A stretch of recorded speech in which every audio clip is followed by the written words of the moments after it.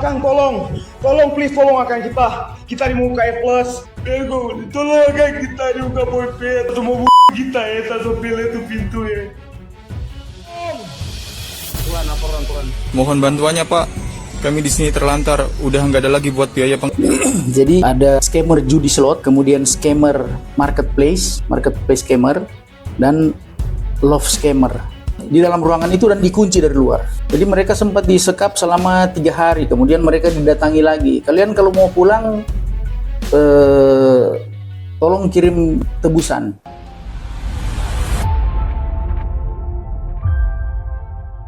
Selamat siang Tribuners, kembali lagi dengan saya Ferdi Guhuku, wartawan Tribun Manado. Kita di dalam program Saksi Kata, rekonstruksi peristiwa dengan narasumber utama. Akhir-akhir ini masih menjadi salah satu kasus yang sangat hangat dibahas di Sulawesi Utara, bahkan menjadi salah satu kasus yang viral, di mana masyarakat Sulawesi Utara diduga masih menjadi korban TPPO atau tindak pidana perdagangan orang dengan akan diberangkatkan ke Kamboja. Saya berada di Polsek kawasan Bandara Samratulangi. Polsek Bandara ini menjadi benteng terakhir di mana menggagalkan warga Sulawesi Utara yang akan diberangkatkan ke Kamboja secara ilegal dan akan dipekerjakan secara ilegal, dalam hal ini judi online dan juga scam. Nah, saya bersama dengan narasumber utama, bersama dengan Kanit Reskrim Polres kawasan Bandara, Kanit Aibda Sandi Pratama. Kita akan membongkar sebenarnya apa strategi-strategi perusahaan ini untuk menipu warga Sulawesi Utara untuk diberangkatkan ke Kamboja dan juga ke Thailand, sehingga Polsek juga mempunyai strategi untuk mendeteksi keberangkatan warga Sulawesi Utara. Jadi langsung saja kita akan wawancara, ikuti terus bersama dengan saya.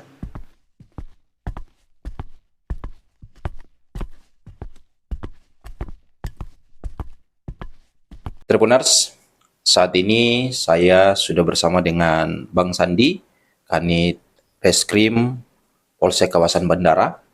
Bang, apa kabar Bang? Kabar baik. Aman ya, akhir-akhir ini banyak sekali kasus yang ditangani. Ya, puji Tuhan aman-aman. Oke, walaupun ada juga yang sempat lolos. Oke, nah itu kita akan bongkar. Nah di Tribuners, di ruangan yang kecil ini menjadi saksi di mana banyak sekali warga Sulawesi Utara yang diselamatkan. Dan di ruangan ini juga pihak kepolisian di bawah pimpinan Kapolsek dan juga Bang Sandi ini menjadi orang tua bagi anak-anak atau anak muda yang akan menjadi korban atau diduga menjadi korban tindak pidana perdagangan orang atau TPPO. Bang, nah kita langsung saja Bang ya. Iya. Ini masih menjadi pembicaraan yang hangat di masyarakat. Bahkan ketika dimuat di media ini menjadi berita yang paling banyak juga dibaca oleh masyarakat. Karena masyarakat ini penasaran. Kasus-kasus seperti ini di perkembangan dunia yang semakin maju, tetapi masyarakat masih ada saja yang tertipu, Bang. Nah, terkait dengan penanganan tindak pidana perdagangan orang dulu ini, Bang, boleh ceritakan dulu, Bang. Ini awal mulanya Polsek kawasan Bandara akhirnya mengambil peran untuk menggagalkan warga Sulawesi Utara yang diduga akan menjadi korban tindak pidana perdagangan orang ini seperti apa, Bang? Silakan, Bang. Iya, jadi terkait kegiatan kita untuk melakukan istilahnya kalau kita di sini kita menyebutnya pengamanan. Ya. Kita melakukan pengamanan terhadap calon pekerja migran Indonesia yang tidak dilengkapi dengan dokumen, yang diberangkatkan oleh perusahaan yang tidak jelas, yang direkrut oleh individu yang anonim, yang nantinya sangat berpotensi untuk menjadi korban TPPO. Jadi kita sebenarnya kegiatan ini dimulai di akhir bulan April ya, tahun ini, tahun 2025. Waktu itu saya dipercayakan untuk duduk dalam jabatan Kanit Reskrim di Polsek Bandara ini bersama-sama dengan rekan saya Antonius Sangkai yang merupakan penyidik di unit ini. Jadi waktu itu ini tidak apa-apa saya cerita sedikit ini. Siap. Jadi waktu itu memang kami begitu. Jadi istilahnya formasi dalam unit reskrim ini adalah baru. Di bulan April itu kami berdua memang betul-betul memang personil yang baru istilahnya dalam unit reskrim ini, sehingga kami waktu itu mendapat semacam challenge dari Pak Kapolsek, bahwa beliau juga memang kan basicnya adalah seorang reserse. Beliau mengetahui kami juga memiliki basic yang sama, sehingga beliau men-challenge kami untuk supaya bisa mengungkap mungkin satu perkara yang mungkin secara sosial sangat berpengaruh di masyarakat.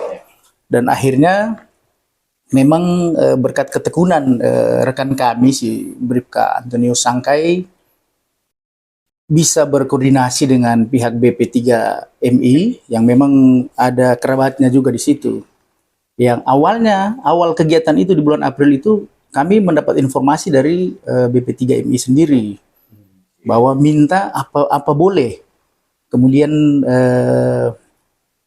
institusi Polsek Bandara melakukan pencegahan ataupun pencekalan di bandara terhadap calon pekerja migran ini. Sehingga waktu itu kami langsung berembuk dan memutuskan mencari celah untuk bisa melakukan kegiatan ini dengan dipayungi hukum begitu. Akhirnya kami mendapatkan celah di mana perkara TPPO ini salah satu unsurnya adalah perekrutan. Nah, untuk itu kami pada saat kami mengidentifikasi orang yang diduga akan berangkat sebagai pekerja migran ilegal yang berpotensi menjadi korban TPPO itu, yang mana memang sudah ada laporan terlebih dahulu, kami langsung mendatangi dan menanyakan ke yang bersangkutan. Itu di bulan berapa, Pak? Itu pertama kali? Pertama kali di akhir April. Iya. Pertama kali di akhir April, dan itu kegiatan kami yang pertama itu berhasil mengamankan 2 orang. Iya, suami istri asal Manado.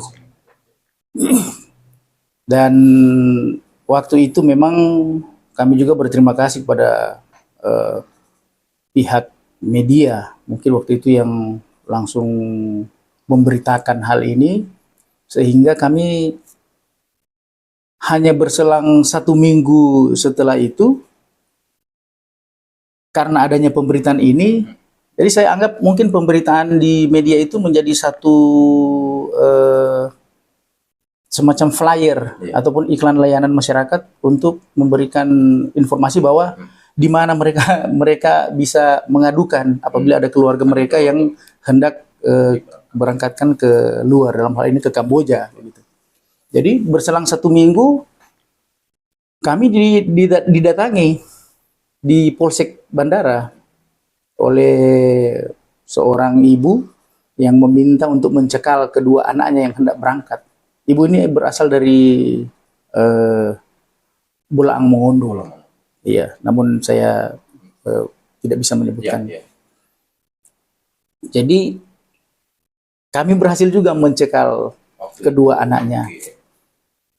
Dan berkelanjutan terus-menerus, kemudian hal itu diberitakan dan banyak yang memberi respon positif, dan masyarakat semakin tahu bahwa apabila ada keluarga mereka yang hendak ke luar negeri, mereka bisa datang ke kantor Polsek Bandara untuk meminta dicekal. Namun dari semua itu ada juga kegiatan yang berdasarkan pengembangan kami sendiri. Jadi karena adanya potensi yang kami lihat bahwa dalam melakukan perekrutan itu tidak hanya satu orang, bahwa dari korban yang pertama, kegiatan yang pertama dengan yang kedua itu berbeda perekrut.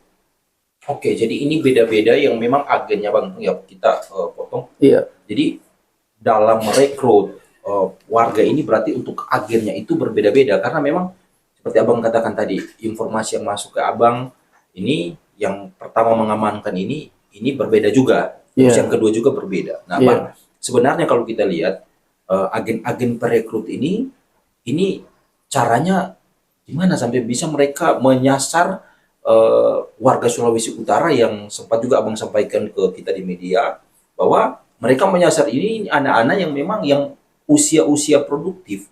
Ini sebenarnya apa yang menjadi strategi dari para agen perekrut ini sehingga bisa menghasut warga Sulawesi Utara, terutama anak muda.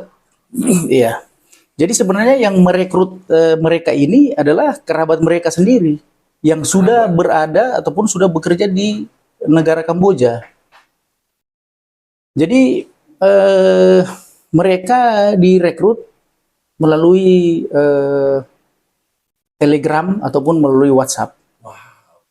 Dua jalur Iya, berarti. ada yang bahkan untuk kejadian yang kedua itu yang dari tadi saya katakan tadi dari Bormon itu dua bersaudara itu direkrut oleh kakak kandungnya, bahkan kakak kandungnya yang merekrut mereka. Jadi memang begitu masif karena memang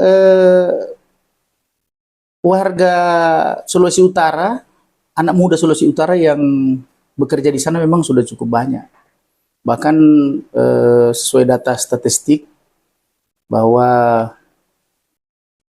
Provinsi Sulawesi Utara adalah nomor 2 terbanyak warganya bekerja di Kamboja setelah Sumatera Utara.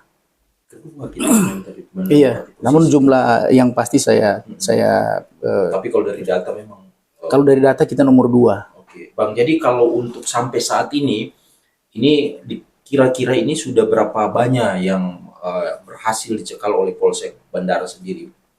Sampai dengan kegiatan terakhir kita kan ada di tanggal 25 hari Kamis minggu lalu itu. 3 orang ya, yang terakhir itu sudah 51. 51. Iya, sudah 51 orang yang kita cegah untuk berangkat ke sana. Oke. Nah, ini di ruangan ini menjadi saksi bagaimana teman-teman anggota di sini, teman-teman penyidik, Abang Sandi dan juga Bang Anto ini, bagaimana kita lihat berhasil mengorek informasi dari para korban ini, Bang. Nah, dari korban ini sebenarnya kalau kita bicara tentang keinginan, tentunya semua orang pasti suka untuk kerja yang bagus. Tapi sebenarnya kalau kita kembali lagi, Bang, sebenarnya apa yang menjadi motivasi dari warga Sulawesi Utara ini untuk berangkat ke Kamboja, Bang? Jadi sebenarnya ini saya sampaikan berdasarkan hasil pemeriksaan kami kepada masing-masing mereka, karena semuanya kita lakukan berita acara interogasi. Jadi berdasarkan keterangan mereka, memang rata-rata motivasinya adalah masalah ekonomi. Itu yang paling pokok. Kemudian yang kedua memang karena ajakan kemudian diiming-iming itu digaji $800 sebulan ditambah dengan bonus, kemudian tempat tinggal disediakan, makan di dalam. Maka dari itu memang mereka tertarik gitu untuk berangkat ke sana. Juga alasan lain yang sering mereka sampaikan adalah di mana mereka sangat sulit untuk mencari pekerjaan di Indonesia, ataupun syarat bekerja di Indonesia mungkin tidak memenuhi kualifikasi bagi mereka masing-masing begitu. Oke, nah Bang, kita sorong ke terkait dengan perusahaan ini, Bang. Ini yang memang angkat dari hasil pengembangan dari Polsek sendiri, yang direkrut ini rata-rata kan dikerjakan ada 2 ya perusahaan kalau tidak salah ya, 2 jenis pekerjaan, judi online sama scam ya, scammer ya, tidak salah seperti itu ya Bang. Jadi sebenarnya tujuan dari perusahaan merekrut ini apakah juga seperti pekerjaan pada umumnya ada kriteria yang harus ditetapkan sehingga kita lihat banyak sekali yang akhirnya memilih untuk ke sana Bang. Seperti apa? Jadi berdasarkan hasil temuan kami dari sejumlah warga yang berhasil kami cegah, hasil ini adalah hasil pemeriksaan kami berdasarkan karena dari 51 orang yang berhasil kami cegah ini memang ada beberapa yang sudah beberapa kali bolak-balik ke sana. Jadi dapat saya jelaskan di sini bahwa ada pengakuan ataupun keterangan daripada mereka sendiri bahwa di sana itu mereka dipekerjakan sebagai admin pada perusahaan judi online. Namun kami tetap mengkategorikan itu sebagai scammer. Scammer itu di sana ada yang sempat kami temukan dalam pemeriksaan itu dapat kami kategorikan ada 3. Jadi ada scammer judi slot, kemudian scammer marketplace scammer, dan love scammer. Nah, ada satu lagi, tapi memang ini berdasarkan keterangan mereka. Cuman dari 51 ini memang tidak ada yang bergerak maksudnya di dalam perusahaan yang menjalankan kegiatan scamming ini, yaitu scamming robot trading. Tapi di sana ada orang Indonesia yang bekerja di dalam perusahaan scammer untuk robot trading. Jadi itu yang ada kami kategorikan itu sebagai scammer, walaupun mereka mengaku di sini adalah admin, tapi sebenarnya perusahaan itu menjalankan judi. Presentasi kemenangan antara bandar dan pemain itu diatur oleh perusahaan ataupun sistem mereka sendiri, begitu.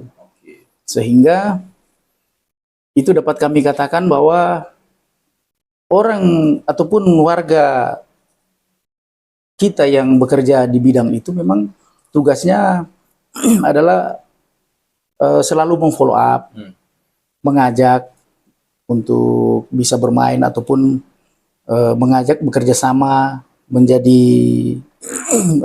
profil anonim, kemudian mengirimkan link untuk kemudian korban ini, yaitu warga negara Indonesia sendiri, untuk bisa mendownload platform marketplace, namun itu adalah platform fake ataupun palsu.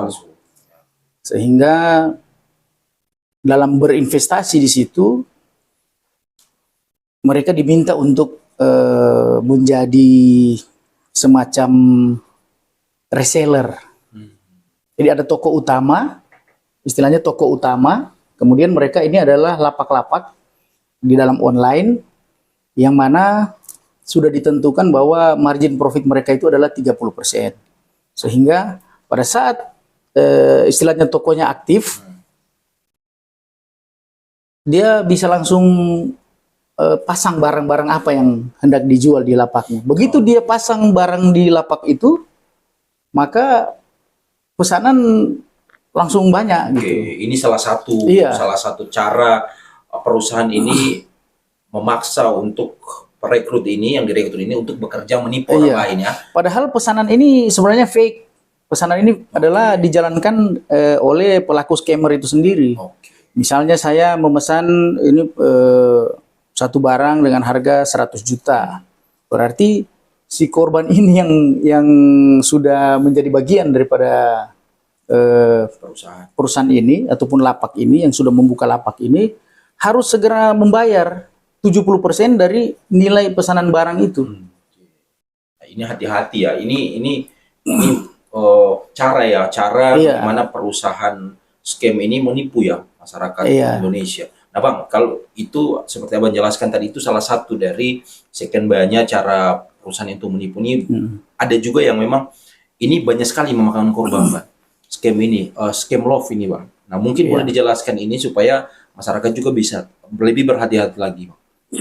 Kalau love scamming ini, jadi beberapa kegiatan scamming, baik itu judi slot maupun marketplace, bahkan robot trading, itu sebenarnya diawali dari love scamming. Pintu masuknya Iya. katakan, ya. Jadi kalau misalnya kita punya akun medsos, contoh Ya, misalnya Facebook rata-rata banyak punya. atau Instagram, Ya. tiba-tiba ada, kalau kita pria, tiba-tiba ada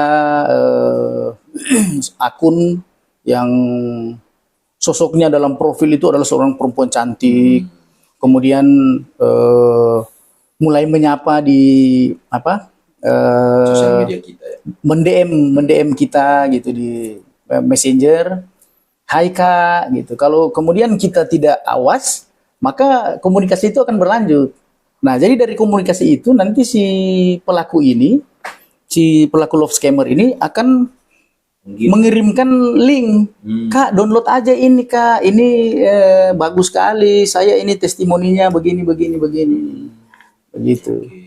Jadi seperti itu. Jadi love scamming ini tidak hanya berlanjut sampai di situ, tapi bahkan lebih parah. Ini yang lebih parah lagi. Bahkan saya bisa katakan korbannya ada di Sulawesi Utara. Bahkan korban ini teman dekat. Pernah menjadi korban. Iya, teman dekat, dan memang ini gara-gara video call seks. Dan dia sempat diancam, kemudian sempat diperas. Dan itu kena. Nah, ini ya, Tribuners. Jadi rata-rata kita semua, siapa yang tidak pakai sosmed saat ini, nah ini kejahatan love scam ini sangat berbahaya sekali ya, Bang. Ujungnya bisa jatuh kepada pemerasan ya, karena kalau tidak mengirim sejumlah uang pasti akan disebar video itu ya. Bahkan korban marketplace scammer ini ada juga. Ada juga. Jadi tidak menyasar kaum menengah ke bawah. Korbannya ada, bahkan sudah berkomunikasi dengan kami di Kota Manado dan sudah mengalami kerugian yang Banyak. lumayan, karena memang orang istilahnya seorang pengusaha bahkan, tapi bisa kena tipu sampai angka di atas 1 miliar. Wah, biasa sekali. Selain marketplace scammer, ada juga yang memang mengalami kerugian di robot trading. Dia mendownload platform trading, namun itu platform yang memang palsu. Gitu. Jadi akhirnya mengalami kerugian yang lumayan parah. Nah, Bang, kita kembali kepada korban ini, Bang. Ini rata-rata yang berangkat ke sana, karena ini kan kita perusahaan memaksa para korban ini yang direkrut ini, dengan contohnya perusahaan sudah rugi karena ada ongkos ke sana. Tentunya ada permintaan dari pihak perusahaan, karena setiap kerja pasti ada target. Nah, Abang waktu menyelidiki, ada juga yang sudah pergi, bahkan ada yang sudah berhasil katanya dan ingin kembali. Ini rata-rata perusahaan memberikan target kerja ini seperti apa? Karena dari informasi yang kami terima, beberapa kali mewawancarai juga, ada yang pernah disiksa, ada yang pernah dijual kalau tidak mencapai target. Itu benar? Iya, itu benar. Jadi dari hasil temuan kami dalam kegiatan ini, saya memberikan contoh pengakuan dari salah seorang yang sudah pernah bekerja di sana. Dia memang berada di perusahaan marketplace scammer, dan dia berada di divisi yang menurut mereka, yang mereka sebut sebagai divisi penggorengan. Jadi tugas dia adalah menggoreng korban ini.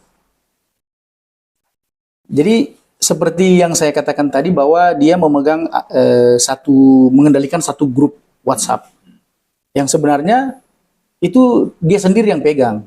Misalnya isinya ada 10 orang memberikan testimoni tentang belanja barang ini. Jadi dia melakukan penggorengan terus, mengajak ini korban ini. Namun ada juga divisi lain yang memang benar-benar menentukan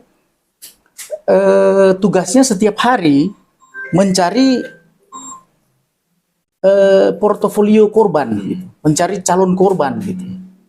Jadi menentukan portofolio korban, oh ini berpotensi, baru kemudian digeser ke divisi penggorengan kemudian untuk diolah begitu. Sehingga itulah yang menjadi target di masing-masing divisi kira-kira.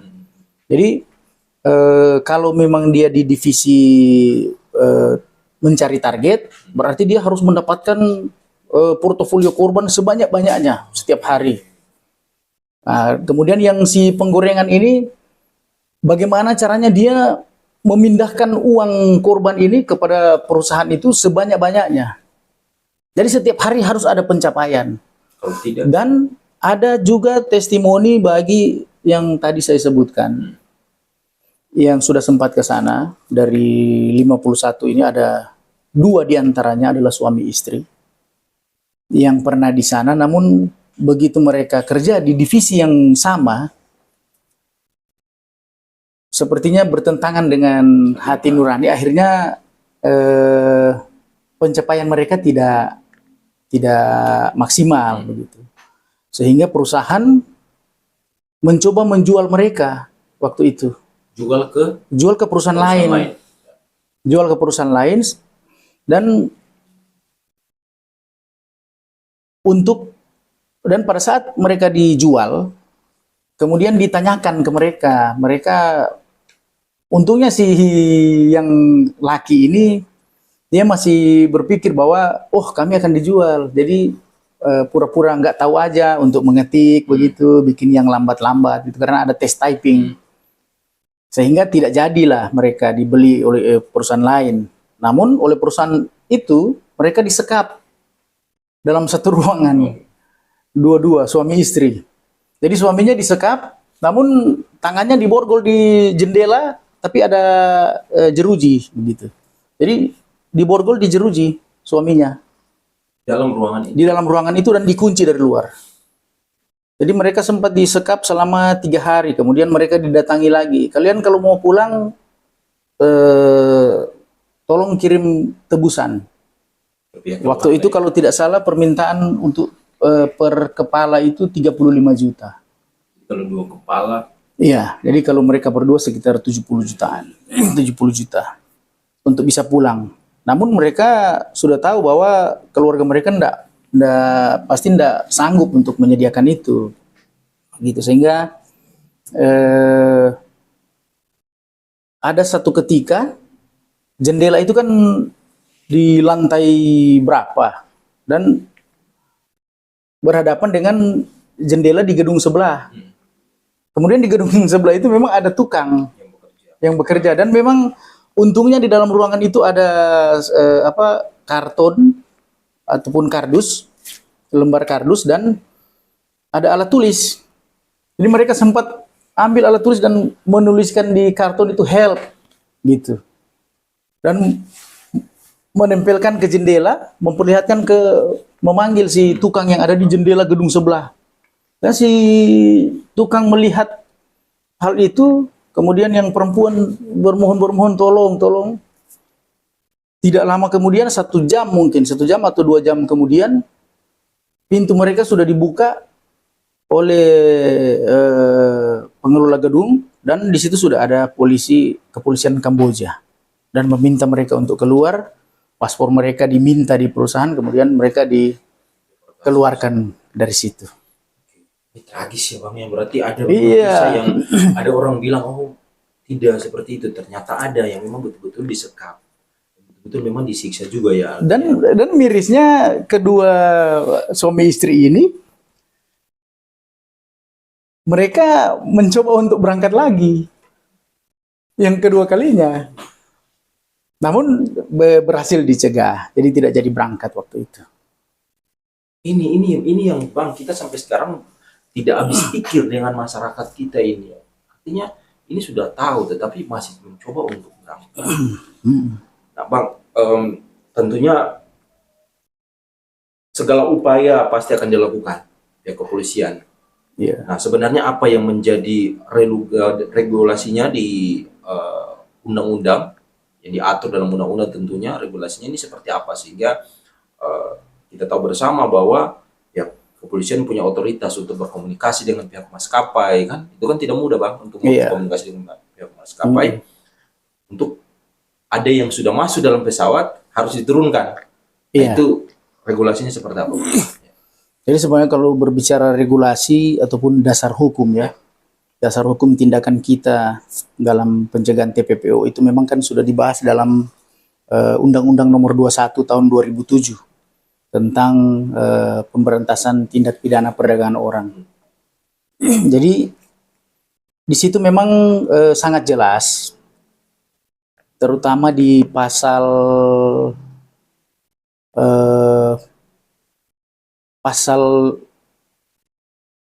sebentar. Ya, di pasal 61. Di pasal 61 undang-undang ini, undang-undang TPPO itu menjelaskan bahwa memang pemerintah harus membuka seluas-luasnya, akses seluas-luasnya bagi peran masyarakat dalam pencegahan maupun penanganan penanggulangan TPPO ini. Kemudian ada pasal 58 dalam undang-undang ini yang mana pasal tersebut memberikan kewajiban kepada pemerintah untuk membentuk satgas ataupun gugus tugas, baik itu di tingkat pusat, provinsi maupun kabupaten kota. Dan memang di tingkat provinsi sendiri di daerah kita ini Sulawesi Utara memang sudah ada pembentukan satgas ataupun gugus tugas yang memang melibatkan stakeholder seperti pihak mulai dari DP3A provinsi, kemudian pihak BP3MI di Sulawesi Utara, kemudian pihak imigrasi, pihak otoritas bandara ataupun pelabuhan laut, dan ada di situ juga organisasi masyarakat dalam bentuk yayasan, dalam hal ini teman-teman dari YKYU juga ada di dalam gugus tugas itu, dan Polri. Bahkan ada MOU antara gugus tugas ini dengan sejumlah maskapai penerbangan. Jadi memang selama ini kami memang sangat terbantu, ataupun kami juga sekaligus mengucapkan apresiasi kepada pihak Bandara Samratulangi, pihak Angkasa Pura sebagai pengelola bandara, pihak otoritas bandara dalam hal ini Kementerian Perhubungan, juga pihak maskapai yang sangat kooperatif dalam apabila kami mendapatkan laporan pengaduan, kami meminta untuk informasi manifest penumpang, itu diberikan akses ya. Iya, kemudian data tiket. Jadi ada nilai positifnya, misalnya yang dilaporkan ataupun yang diadukan satu orang. Pada saat kami input, satu orang ini kemudian meminta data tiket di maskapai, akan muncul data tiket itu bahwa kode booking itu bukan hanya dia sendiri. Jadi akan muncul nama-nama yang lain dalam satu kode booking. Maka itu kami langsung istilahnya menduga bahwa ini juga merupakan bagian daripada perekrutan mereka. Kami mengidentifikasi mereka dengan cara ya, semua yang berangkat itu tidak ada yang membeli tiketnya sendiri. Tiketnya memang dibelikan. Dibeli orang lain. Iya, istilahnya sudah sampai di tahap selesai direkrut. Istilahnya siap diberangkatkan. Jadi interview untuk mau bekerja sudah selesai. Maka tiket sudah dikirimkan untuk bisa berangkat. Nah, Bang, kalau kita bicara lagi terkait dengan undang-undang. Nah, ini yang agen perekrutnya ini bisa kena pidana atau tidak, Bang? Bisa sekali, bisa sekali. Jadi dalam undang-undang kalau kita berbicara ini dugaan TPPO itu sangat jelas di pasal 4. Pasal 4 Undang-Undang 21 tahun 2007 ini membahas tentang orang yang mengirimkan pekerja migran ke luar negeri dan dieksploitasi. Sehingga itu dipidana kurungan paling lama 15 tahun dan denda paling banyak 600 juta. Kemudian ada juga Undang-Undang nomor 18 tahun 2017 tentang pelindungan pekerja migran Indonesia. Di mana di situ sebenarnya lebih keras lagi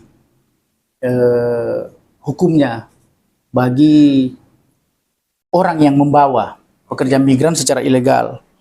Itu ada di dalam pasal 81 Undang-Undang 18 tahun 2017. Itu dipidana 10 tahun paling lama dan denda paling banyak 15 miliar. Lumayan. Hukuman lumayan. Jadi untuk agen yang memberangkatkan pekerja migran secara ilegal ataupun tanpa izin resmi dari pemerintah, ganjarannya ataupun sanksi pidana seperti itu. Oke. Jadi ini ada yang mengatur semua ya, tindakan-tindakan dari perbuatan melawan hukum ya yang ilegal. Nah, Bang, kita sudah masuk di penghujung dalam acara saksi kata ini. Bang, ini kan Satgas tetap bergerak, tetapi tentunya dari pihak perusahaan juga akan terus bergerak. Banyak masyarakat juga yang akhirnya kita pantau beberapa kali mereka masuk ke minta tolong ke kita untuk sampaikan, dan beberapa kali kita telepon juga, Bang Anto, Bang, ini ada masyarakat yang minta untuk mau lakukan pencegahan. Nah, paling gampang untuk menghubungi pihak Satgas atau paling dekat Abang juga di sini yang memang tergabung dalam Satgas itu, ini cara hubunginya gimana supaya mungkin orang tua nanti yang anaknya yang berpotensi untuk diberangkatkan ini bisa dicekal di bandara sendiri. Untuk lebih mudahnya memang bisa langsung menghubungi kami di Polsek Bandara untuk minta pencegahan ataupun pencekalan. Tapi sekali lagi yang mau saya tekankan di sini, sebenarnya kegiatan pencegahan ataupun pencekalan di bandara ini itu bukanlah solusi menurut kami. Karena ada satu fenomena yang kami alami sendiri, di mana bisa dikatakan cegah 1 berangkat 10. Dan ada juga fenomena yang menyebabkan ini begitu masif, karena ada yang namanya tukar kepala. Sehingga mereka yang mau pulang dari sana itu harus merekrut orang, bahkan 1 tukar 2, 1 tukar 3, seperti itu kira-kira. Sehingga tetap ada. Bukan berarti kemudian semua bisa kami cekal. Itu kalaupun ini dalam 1 bulan terakhir kami lumayan masif di ada bandara. 14 waktu itu. Iya. Itu 14 itu sebenarnya yang diadukan cuma 1. Tapi artinya ada Berkembang menjadi sejumlah itu. Begitu juga yang terakhir sekali yang tanggal 25 itu, hari Kamis, itu bukan berdasarkan laporan. Jadi itu hanya memang betul-betul pengembangan kami di bandara. Jadi secara random dan menemukan memang ada. Jadi setiap hari sebenarnya kalau mau ditelusuri ada. Jadi yang perlu kami antisipasi adalah memang agar supaya bisa diperhatikan, ada rekan-rekan sejawat juga misalnya di bandara agar bisa memilah ini potensi menjadi TPPO atau enggak. Jangan dibantu untuk urusan keberangkatan mereka begitu. Dan pada kesempatan ini juga memang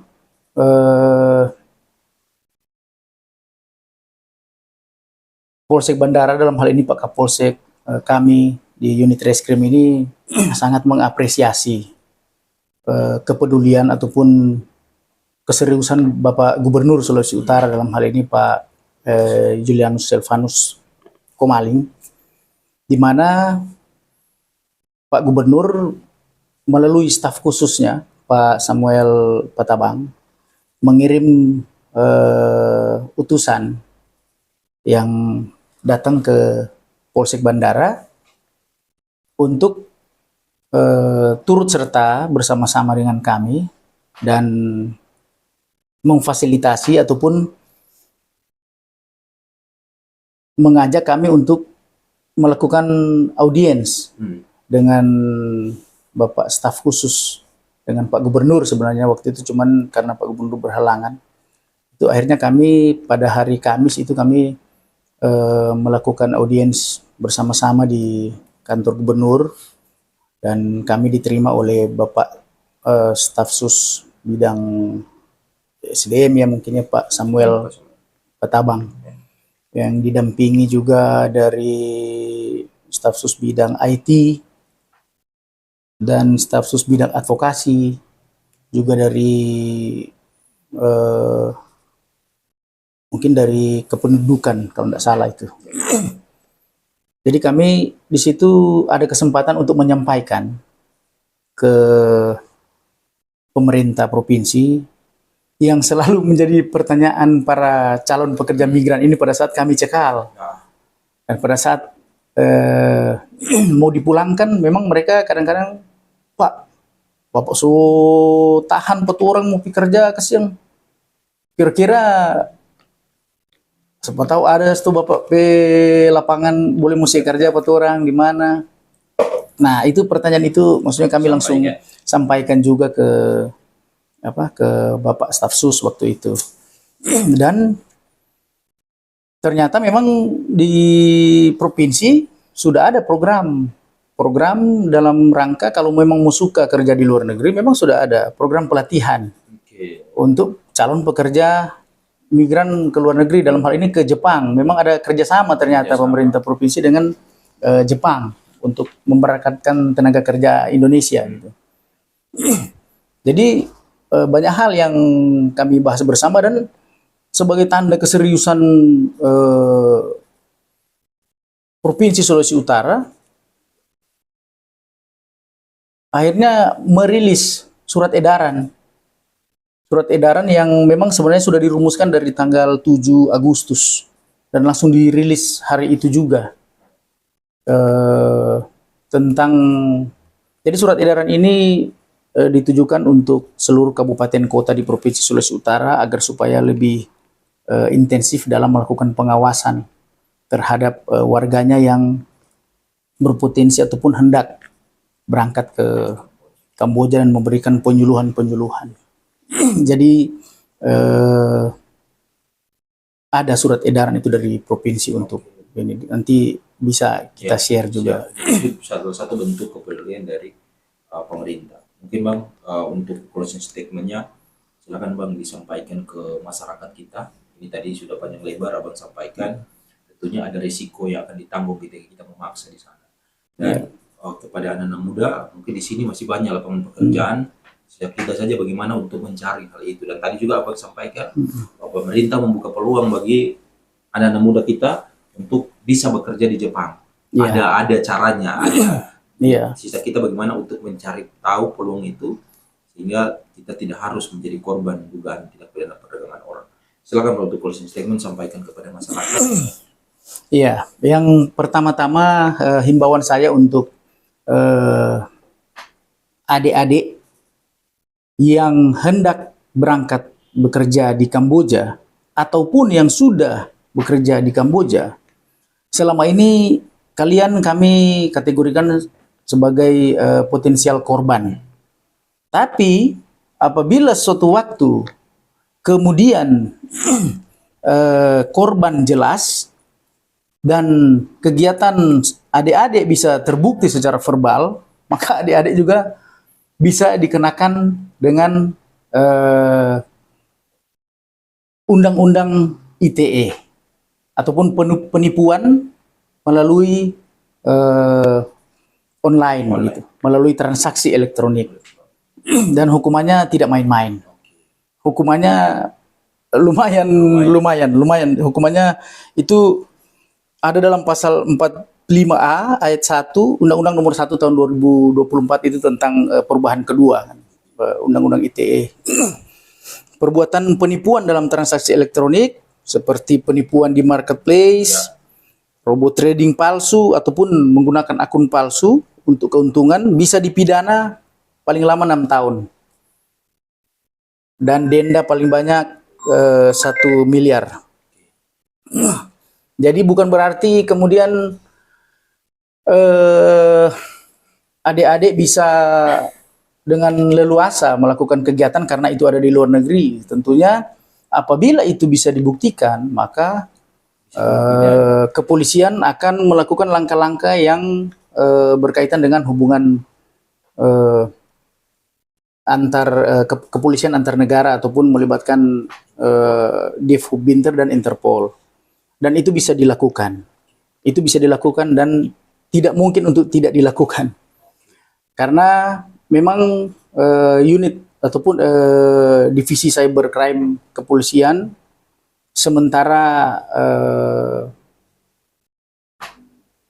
melakukan riset ataupun pengembangan dalam hal melakukan tracking yang lebih komprehensif terhadap pelaku-pelaku scammer ini, sehingga bisa ditentukan tempat ataupun wilayah mereka beroperasi begitu. Termasuk individu yang mengoperasikan itu sendiri. Jadi paling bagus jangan kesana. Iya. Kemudian yang kedua adalah apabila adik-adik ini berangkat ke luar negeri untuk bekerja di Kamboja terutama,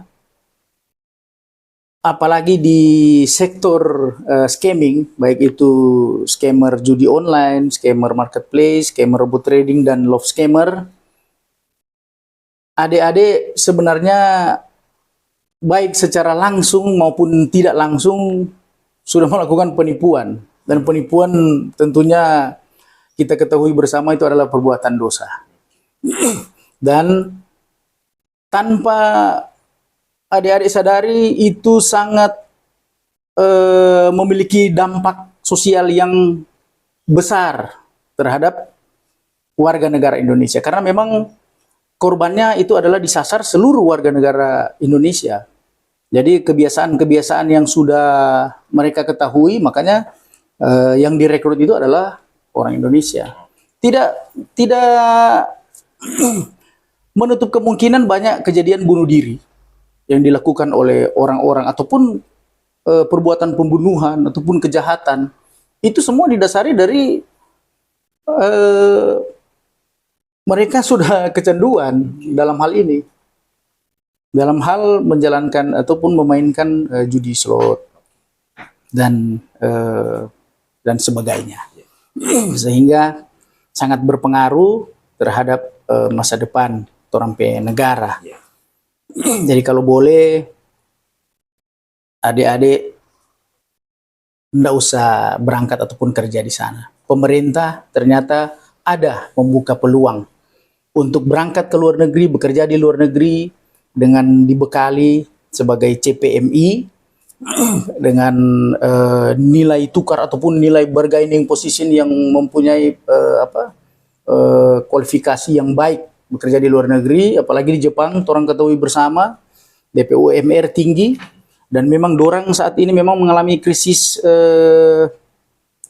jumlah penduduk, kekurangan tenaga kerja. Karena sesuai temuan kami bahwa memang 1 dekade terakhir angka kelahiran di Jepang itu sangat menurun. Barangkali bisa dapat jodoh di sana. Siapa tahu dapat jodoh di sana. Jadi seperti itu. Bawa pulang cewek Jepang. Siap Bang. Kira-kira begitu. Oke Bang. Jadi ini ya pesan dari memang Bang Sandi yang memang hampir setiap hari ini bertemu dengan kasus yang seperti ini. Dan ini sesuai dengan aturan regulasi ada, teman-teman yang berangkat bisa juga dikena sanksi pidana karena tergabung dalam perusahaan yang menipu orang lain. Iya. Terima kasih Bang ya. Ya juga ada Waktunya. ada Ya, ada silakan, yang Pak. terlupakan, ucapan terima kasih juga atas dukungan dari Kepala Balai BP3MI yang beberapa kali memang datang bertandang di kantor kami yang begitu kecil ini, bahkan duduk dalam ruangan yang kecil ini, sehingga kami merasa lebih bersemangat Oke, karena ada support, kami ada support dari istilahnya kementerian ya. P2MI yang kalau di daerah itu balai Balai. Balai Pelayanan Pelindungan Pekerja Migran Indonesia. Jadi dalam hal menghubungi siapa, bisa ke media, bisa ke kantor polisi, bisa ke pihak BP3MI, bisa ke pemerintah kelurahan dan kecamatan, pokoknya termasuk kepala lingkungan. Dan ada satu yang tadi terlupakan. Rekan kami Om Anto sudah membuat grup. Oh, oke. Jadi grup ini berisi 100 lebih kepala lingkungan Oke. yang mayoritas kepala lingkungan di Kota Manado. Jadi nama grup itu adalah Lingkungan Peduli TPPO. Jadi banyak info-info yang kami serap ataupun kami berikan melalui grup tersebut. Dan seluruh kepala lingkungan yang tergabung dalam grup ini begitu antusias. Jadi mereka siap untuk memberikan informasi karena kami menilai kepala lingkungan itu adalah dalam istilah kami mereka adalah deteksi dini intelijen terdepan. Ya, Jadi informasi paling cepat itu kepala lingkungan. ada di kepala lingkungan. Jadi istilahnya kami sudah menggenggam situasi dalam Kota Manado minimal. Namun ada juga beberapa kepala lingkungan yang berada di Kabupaten Minahasa Utara, Minahasa Selatan, bahkan Bitung yang sudah bergabung dalam grup ini. Jadi jadi rencana kami memang merekrut semua kepala lingkungan bahkan kepala desa yang ada di Sulawesi Utara untuk ada dalam grup ini. Siap. Supaya lebih mudah ya untuk mengakses Iya. informasi. Mungkin nanti ada yang mau ataupun rela mau menjadi pelindung kami, baik itu dari public figure ataupun pejabat pemerintah, kami persilakan jadi pelindung di dalam grup ini. Siap. Yang juga memang supaya bisa memberikan edukasi yang lebih tepat, lebih tepat sasaran gitu kira-kira. Betul, Bang. Itu ya. Jadi intinya jangan berangkat. Iya, intinya nggak usah berangkat. Nggak usah berangkat. Iya, itu mau jadi nggak bagus gue Nggak bagus. Kalau nggak capai target Bahaya sekali. bahaya sekali. Bahkan kalau nggak bisa ganti rugi, nggak bisa tak pulang, apapun yang ada di diri adik-adik akan dijadikan uang agar supaya bisa mengganti rugi. Ya, ganti rugi. Sampai organ pun Bisa. bisa menggantikan kerugian mereka. Seperti itu kira-kira. Ini risiko yang tinggi ya, Bang. Iya. Jadi Bang, terima kasih Bang, ini edukasi kepada masyarakat supaya ini bisa didengar dan bisa menjadi edukasi juga untuk anak-anak muda. Sekali lagi Bang, terima kasih. Iya, terima kasih Juga, terima untuk Tribun. Oke, Bang. Semoga pesan ini Bisa tersampaikan. tersampai. Oke, terima kasih Tribuners. Kita akhiri untuk program saksi kata sampai di sini. Semoga ini bisa menjadi edukasi apa yang disampaikan oleh Pak Kanit Reskrim. Ini bisa memberikan edukasi untuk kita semua agar tidak ada lagi yang akan menjadi korban ke depan.